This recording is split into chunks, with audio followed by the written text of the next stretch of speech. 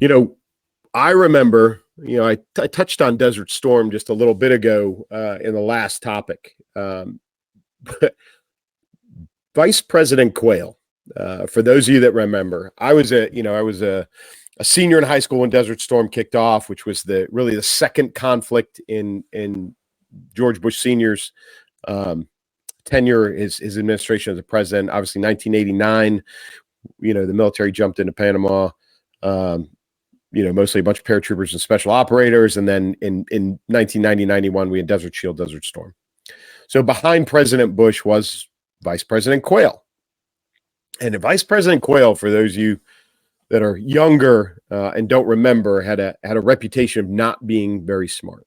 And, that reputation truthfully was based on a singular incident while he was vice president.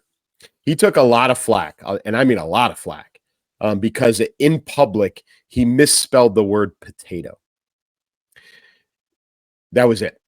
He misspelled the word potato. He wasn't necessarily the greatest public speaker in the world, but he wasn't horrible. There's been a lot worse, truthfully. But he misspelled potato, and he did it in public, and he took a lot of crap for it. How can this guy be vice president? He can't even spell potato. And that's really about as far as it went. So think about who is the vice president now. So how do you propose to fix the problem? Well, listen, when we are talking about a problem of this magnitude, okay, what we have to do first and foremost, full stop, we have to identify the problem. Washington Post just wrote an article, or there's an article in the Washington Post saying that Kamala Harris needs to step down as the vice president for the next election for the good of the ticket. The idea that she steps down for the good of the ticket to increase the potential that President Biden is elected for a second term says a lot. We've been talking Elsa, obviously, as you all know. One of the reasons many of you even know about this show is because of Elsa's fantastic impersonation of Kamala Harris. And whether you know it or not, about 95% of what she does is nothing more than exact imitation, verbatim, word for word, of Vice President Harris. Okay? She doesn't make up the words. She just impersonates the delivery of the exact words used by the vice president. So, we all know that Vice President Harris, Kamala Harris, her reputation is that she's not that bright. She's got some other reputations. She's got some reputation that she, slept her way through politics. That's, an earned reputation. Her nervous laughter, the phrase word salad is associated with her. She talks in circles, as we all know. And truthfully, every assignment she's been given by the White House and by the president, she has done absolutely zero to impact, improve, or make gains on, the border being one of them. But still, she sits in office. So she is a liability. Unfortunately, where the Washington Post kind of leaves things is that she's a liability for re-election. Think about that. They didn't state it as she's a liability as the second in command, second most powerful person in the United States, and potential to assume the presidency for a president who is physically and mentally ailing, as we all know, right? None of us know how much longer President Biden can, stay in office, withstand, maintain the pace that he's at, which isn't a great pace to begin with. But the position of the Washington Post is that Vice President Harris is a liability to the re-election efforts of President Biden, not that she is incompetent and incapable as potentially the next president of the United States. That is scary. And it's scary because 30 years ago, 35 years ago, We had a vice president who people wanted to remove from office because he misspelled potato, which was truthfully one of his only failings and his only public failing. He misspelled potato and people wanted him removed. We have Vice President Harris, who is as incompetent as any politician who has moved through the presidency or vice presidency in my lifetime. And the concern from the Washington Post, although valid, that she is a hindrance and a liability to the reelection of the current president, fails to mention that if she's a liability for reelection, she is a liability every day that she shows up for work. And there is no motion and no movement to remove her from office for that reason versus the liability on reelection. I think it's shameful. It's shameful journalism I understand where they're coming from. And I understand that they're saying it for the good of the Democratic Party, for the good of President Biden, for the good of, in their eyes, the good of the author's eyes, the good of the country, the good of the nation, to keep President Biden in office and keep former President Trump out. But the fact that they're overlooking her lack of capability, her incompetency to even serve as vice president, is astounding to me. We've talked about the nation has talked about removing the president.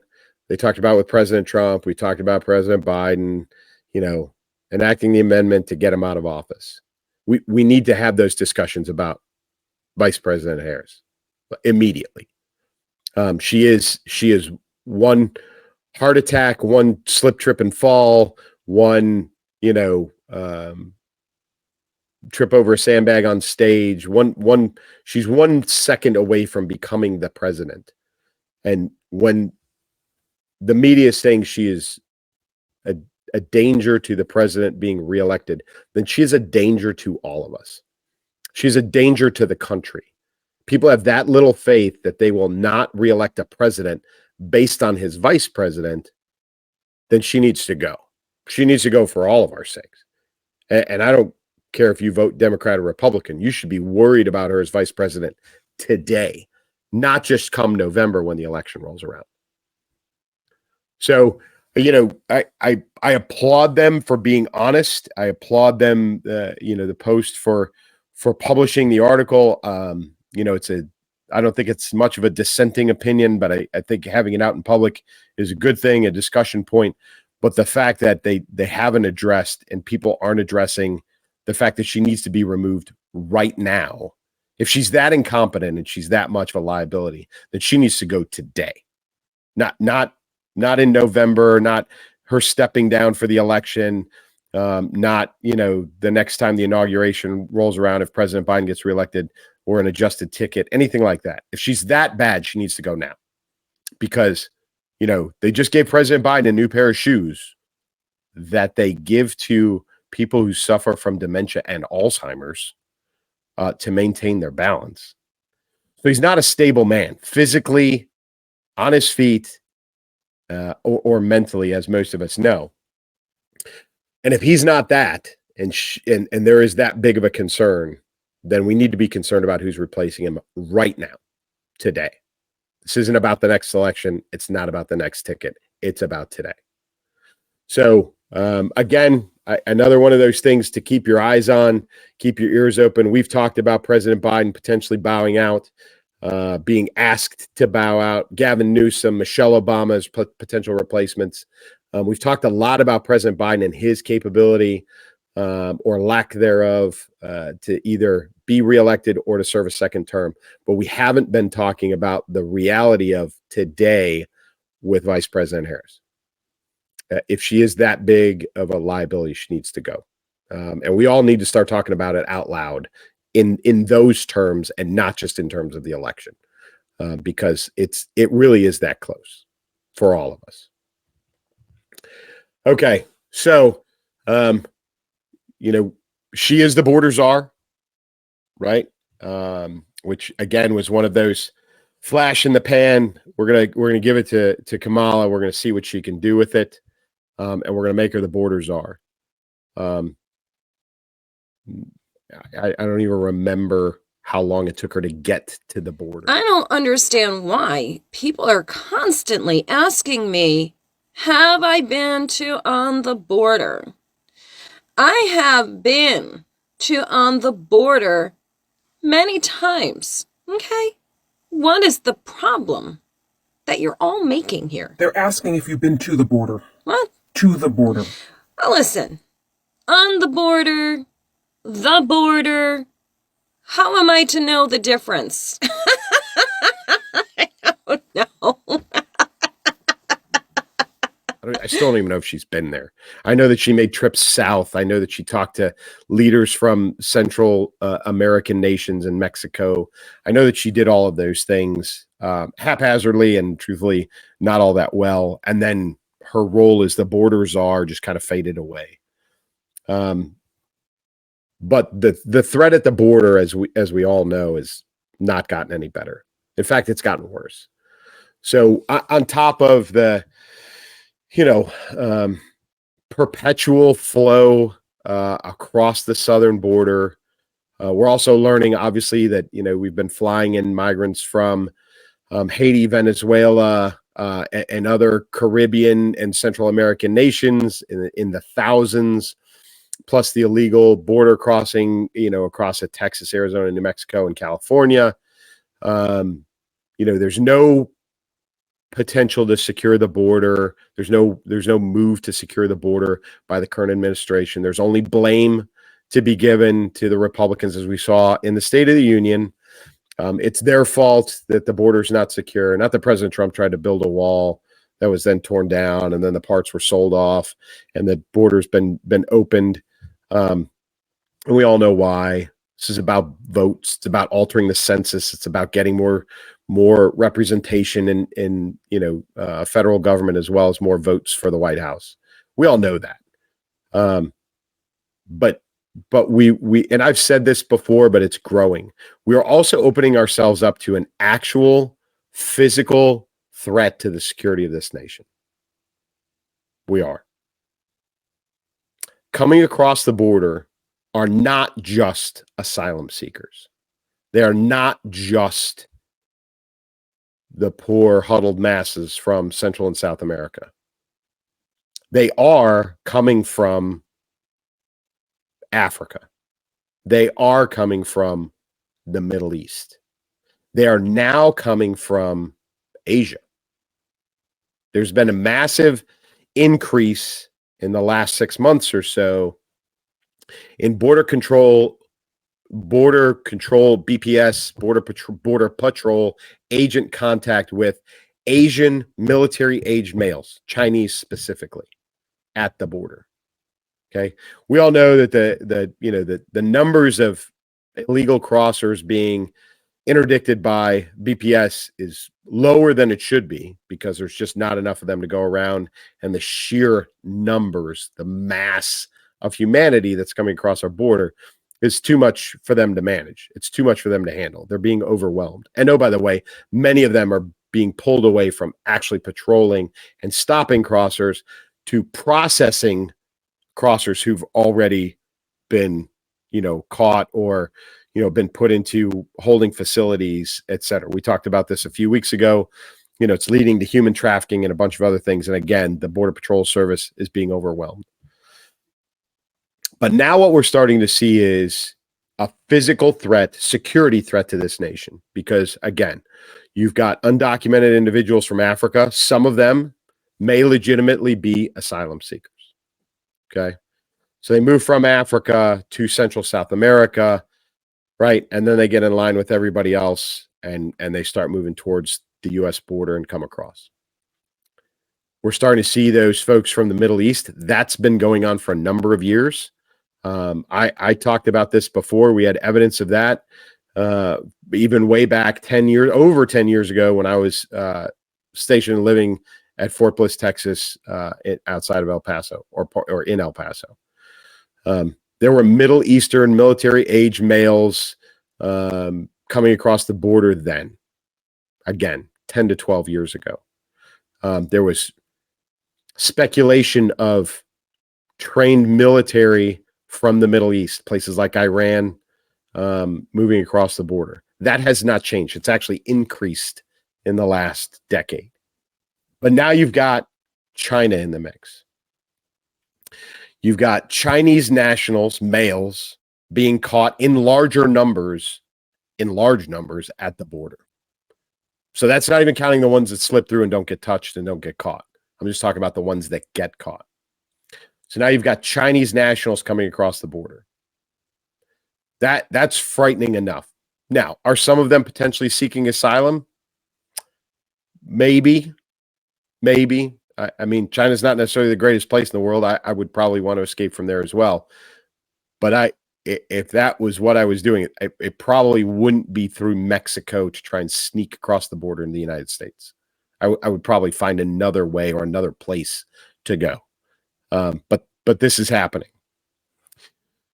What's more disturbing, truthfully, is the reports of drones being used in and around the U.S. southern border. So those drones are being used for any one of a number of reasons. They're being used for reconnaissance of places to cross. They're being used for surveillance of U.S. Border Patrol Service and any other U.S. law enforcement or military force that's in and around the border area. You get the right kind of drone and you get it high enough, even if it stays in Mexican airspace, it can look into the United States and see what's where.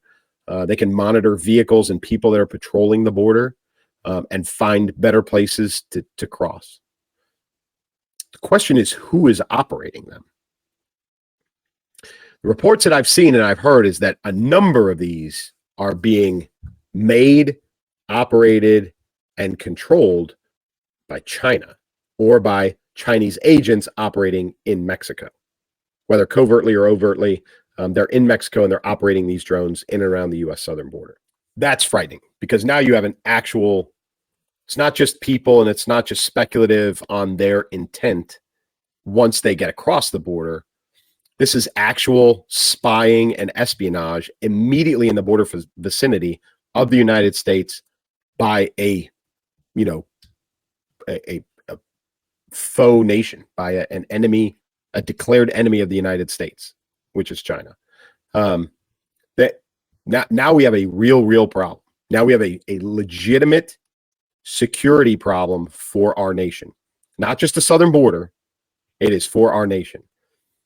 There's a lot of things that drones do. Think in terms of what our military uses drones for. We use drones to surveil, conduct reconnaissance, watch people, watch places. We arm our drones. They have strike capability that we maximized for a significant portion of the global war on terror. Now, I'm not saying that those drones are armed. I have heard not a single report of that being true. So don't take it as that. However, they don't fly just to fly. They have cameras mounted on them. They have the potential to have radio communications or cell phone communications capabilities mounted on them. And if they do, what are they seeing? What are they observing? What are they reporting? How are they reporting it? And who are they reporting it to? Those are the questions we need to know the answers to, right? We know the questions, but we need to find out the answers. So now this requires drone capturing. This requires movement into Mexico or Mexican airspace to try and counter these drones. It requires an agreement with Mexico, and then a lot of careful analysis of what are we going to do with that information once we get it. If we have unarmed drones flying in and around the southern border and they're operated by China, we have a significant problem. But how do we handle that with China? If they fly one, what do we do? If we capture it, what do we do? If we're forced to shoot it down, what do we do? These are the same questions that we had answers to readily available for a number of years in and around Alaska, when we have, and still happens often, that Russian aircraft, Russian bombers, and now Chinese balloons fly across the United States. The question is, what do we do and what are we doing and who's doing it? And do we have, it was a lot easier and is a lot easier when it's off the Pacific coast and it's off of Alaska or even off the Canadian coast, because there's an agreement there with Canada, but also off of our own coast. We have a lot of freedom to do a lot of things. These drones are being operated out of Mexico and in Mexican airspace. So we've got to work that out with Mexico first as to who's going to do what. Are they going to handle it? Are we going to handle it?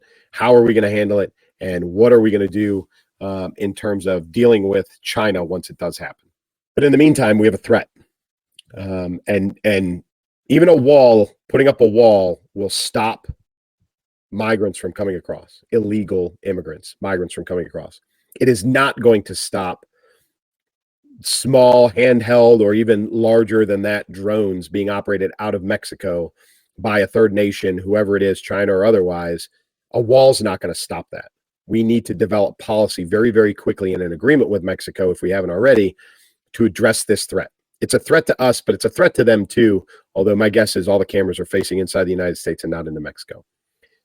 But this is a real threat, and it's all initiated by the lack of security at our southern border, by this administration, more importantly, by the current border czar and resident idiot, Vice President Kamala Harris, who's done absolutely nothing and continues to do nothing. The president continues to do nothing.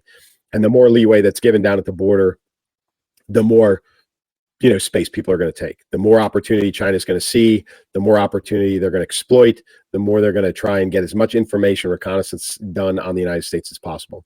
We don't know. They could be plotting invasion routes. Anybody ever seen the movie Red Dawn? Like, that is exactly how some of this happened. Okay. Right. Come up through Mexico. Right.